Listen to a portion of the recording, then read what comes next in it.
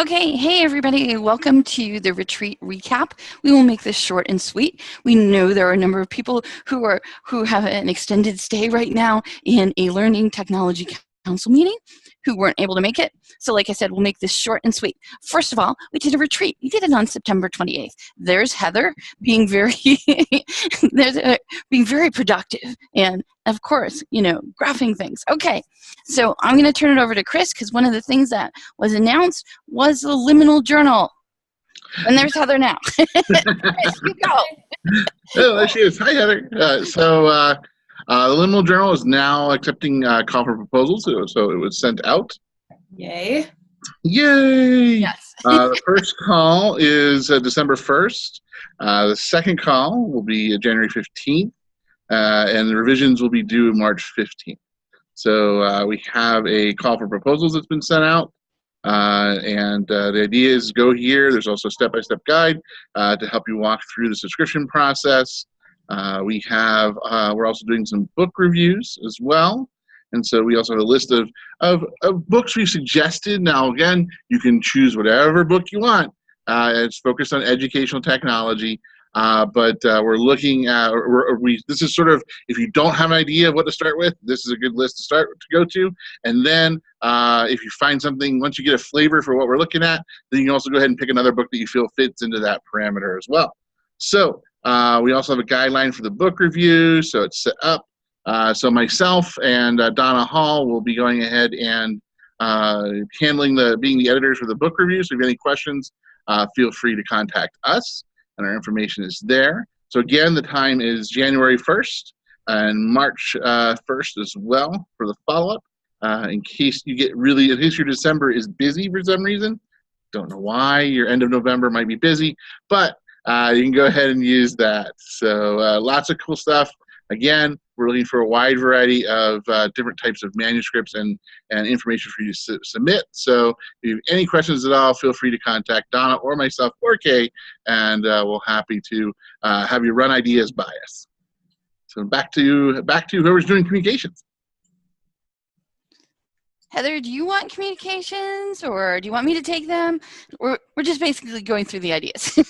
I can take them or you can take them. Up to you. Basically talking about what's written here. Yeah. Filling in, give a little context, fill in many blanks. Yeah, so we just need to get some access information, and as soon as we have that, we'll be making some changes to the website. Looks like the note here just states that while it is changing, there will be links back for the CFP to call for proposals and conference registration that are currently on the current site. And we've got people who've agreed to help with Cheryl Comstock and Vinnie Ogden, in addition to Sherry Lamar and myself. So we're moving forward on that hopefully soon. And then communication listserv, at the next meeting there will be a showcase of a few different tools that we talked about possibly using, either instead of or in addition to our email listserv. And those are Slack, Discord, and MailChimp. And MailChimp would be sort of an instead of the listserv, and then Slack and Discord would probably be an in addition to whatever we end up doing. I think that's it. I think it is too. The next thing we did, and it was Chris's suggestion, so feel free, Chris, to explain the hedgehog concept to us. But this is the activity that we did during our retreat for us to think about where we've been, where we want to go, and if you didn't know, this upcoming year will be ELC's 30th anniversary. So we looked at some of these concepts. So Chris, you can tell them a little more about hedgehog if you'd like. Sure. It comes from Jim Collins' Good to Great series. The idea behind it is it's simply a framework to help an organization prioritize. Also, a lot of people use it as their own personal way to sort of set themselves forward and set their own goals and sort of their self-help type of things. And the idea is it's how you filter through all the stuff that's competing for your attention as an organization or individual, and it's fundamentally around these three pieces. So it is cute, yes, cute little, like the little hedgehog looks like his mind is blown, sitting there. He's like, oh my god! So what it is it's basically this intersection. It's this collision between what are you passionate about, what drives your economic engine. So obviously, from business standpoint, their income, any sort of money coming through.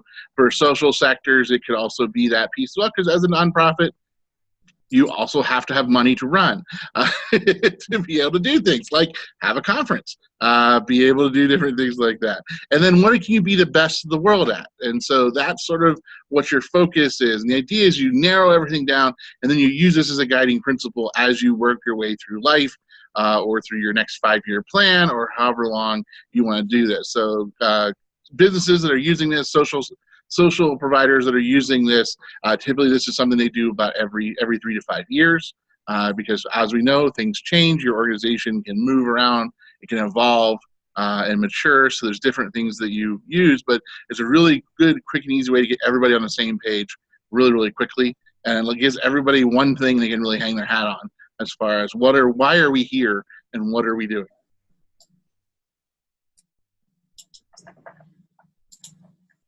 Okay, I can take starting this. So that first circle, what we came up with for ELC was sharing, collaboration, professionalism, peer review, support, inclusivity, belonging, and respect. And you'll notice these pictures we got straight from our mobile devices. We took pictures along. So going more into it, what can ELK do better than anyone else? And this is where we really talked about the different organizations out there that might be in e-learning or professional development or online learning and things like that. So we discussed that portion next. And you can scroll down. So you're seeing how we went along and did this. So our answers is here's what we really came up with. We're trusted, we have a good reputation, practical, affordable. We have innovators and first movers in technology adoption in our organization. We're local, authentic, tight-knit. We have strong network communication. We broadcast and share what we learn all the time. Regional, and we have a really good relationship with crossing over between the 2-year colleges and the 4-year colleges. Pretty much better than any other organization has when it comes to this. I've heard about the 2 to 4 conferences. Okay, they don't sound like our conferences. Okay, next one, people said the bang for the buck you get is fantastic because the whole institution joins for $150 a year. We do lots in instructional design. We're the local bricolayers of EdTech. and then somebody, I love this quote, we're like the embodiment of open educational resources or open source because we just share.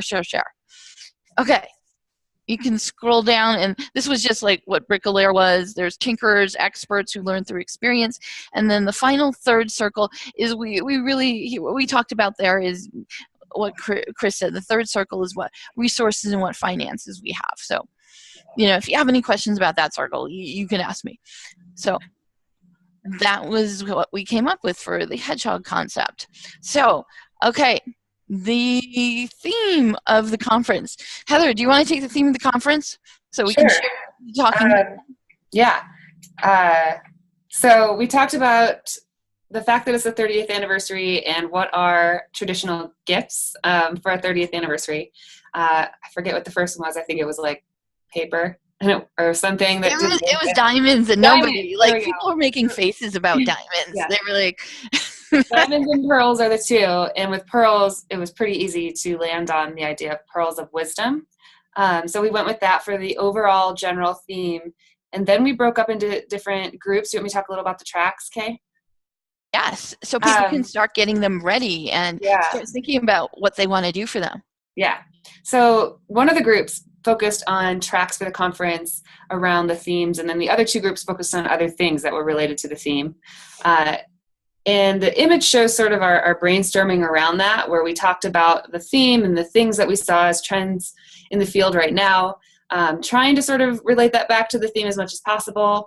What we ended up with as far as tracks that lumped all of these things together in coherent ways are the 4 that you see on this screen. So the first is crafting the learning experience, which includes things like virtual realities, augmented realities, immersive learning, experiential learning, STEAM with an emphasis on the arts, and so on. And then the second one is exploring emerging tools and technologies. That'd be things like new technologies that are out there, other things around that whole kind of topic. And then one is designing for all. So thinking about things like universal design, inclusive teaching practices, and anything sort of related to those two pieces. And then the fourth is changing learning concepts. So where we're talking about things like the needs of future learners being different than what we're used to thinking the needs of our learners are, ideas like micro-learning, just-in-time learning, things that sort of move beyond what we understand about learning theory and get a little bit more forward-thinking. So those are our 4 tracks, and the idea is that as people submit proposals for the conference, they'd identify which of the 4 they think that their topic aligns the most closely with. And then in some cases, we may come back and say, actually, we see this as being part of this. Is that okay? But as people look at our program, they can get a sense for the types of general themes and tracks that they could participate in. Okay, I see Sally just came on, and Sally, just to let you know, what we're doing is we're basically covering what we saw at the retreat, and we're making sure that it's being recorded so that we can share it out to people who weren't at the retreat. So I'll take the next portion, even though I was not involved in it, and you do not want me to be involved in it. Oh, and by the way, Sally and Bill, feel free to jump in anywhere. Okay, so Kristen and Nicole started looking at doing some graphics. And if you go on the link that we're going to share for you for the call for proposals, you'll see one of the first graphics there. And so Kristen and Nicole are working on the graphic. And yes, and we will share this Google document with you so you can. Okay, so this is what we've put as a placeholder, I think. Yeah, okay. So if you do go to the ELC website, you will see the call for proposals already up there. And you'll see some of the graphics, and this was Nicole working on it, that we're putting out there. Now, Nicole and Kristen are really good graphic designers, so we're not going to just get one image. We're going to end up with lots of images that we can choose from. But the basic form is the same as last year. We have the tracks on the top, and Chris is scrolling through it for us. Normal information. Nothing special there, other than the graphic that's on the top that Nicole started for us. Okay, so if you can go back, Chris, to the retreat. Okay, so the keynotes. Oh, okay, so here's the thing I don't have on the keynotes. Yes, you can stare at the picture if you feel like it. The keynotes, Amy and Lainey from UCD already contacted one person who's interested. I contacted somebody too. He has not yet responded, so we will hear about that soon. And so the pictures that are here, okay, so the pictures were blurry, so maybe we put something over it so they'd be kind of recognizable. So this is our interpretive, impressionist, and abstract expressionist view of it. Okay, so what we didn't get to yet. Okay, and people feel free to jump in. Okay, so we are collaborating with EDUCAUSE. EDUCAUSE is coming to town. EDUCAUSE is coming to town the last week of October. Okay, so on November 2nd, Friday, November 2nd, if you want to, you can come play with us. What we're going to do is we're going to take EDUCAUSE on a photo quest, and we're going to gamify it, mobile phone photo quest, where they go from the Big Blue Bear right in front of the convention center down here to, and I happen to be here right now, Aurora campus, not here, but this is the Tivoli, so yes, the Tivoli here. So we're going to have them take pictures along the way. So that's the part we're doing that's the synchronous face-to-face part that we're doing. But what we're also going to do is we're going to have this photo quest up starting on the Tuesday of that week. So if people want to do the photo quest, they can go ahead and do it individually on their own. And so on Friday, after we walk down here to the Tivoli, we'll meet here, and we're going to ask people to be tweeting out specific photos. And so us as a group, the ELK people, we will go ahead and vote on who's the winners of the mobile photo quest based on this. And we have an RSVP up already, so you can RSVP. Again, that'll send you like additional information out. Or if you want to help us, we don't have all the final touches just yet, But if you'd like to help us, you can go ahead and help us. And I see Chris is pulling up the Eventbrite. So yes, that's where we're going to start out meeting. And I think one of the photo quest things is I think we will ask them the best blue bear picture so that you can figure it out. And I see we have Nicole in here. And hi, Nicole. We were just looking at your 30th anniversary picture. Yes. Okay. What do you guys? Well, is that the one you like the best? Because I had a couple different ones. Oh, I like it, and we're kind of doing this as a recording for people who couldn't make it to the retreat. So we won't vote on it, here. Okay. But yes, this is the first one that we put out. I mean, I like it. I think it looks good on the page.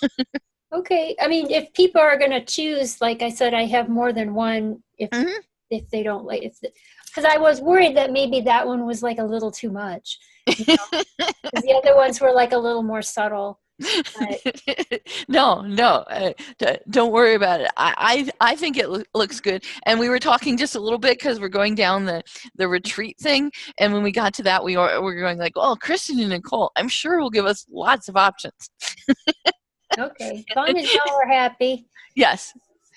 Okay, so the other things we did not get to at the annual retreat, and so we're going to have to do this like November 30th because of we don't have a lot of people on. But here's what we'll do: November 30th, we'll see if anybody wants to host it, and we'll do a hybrid.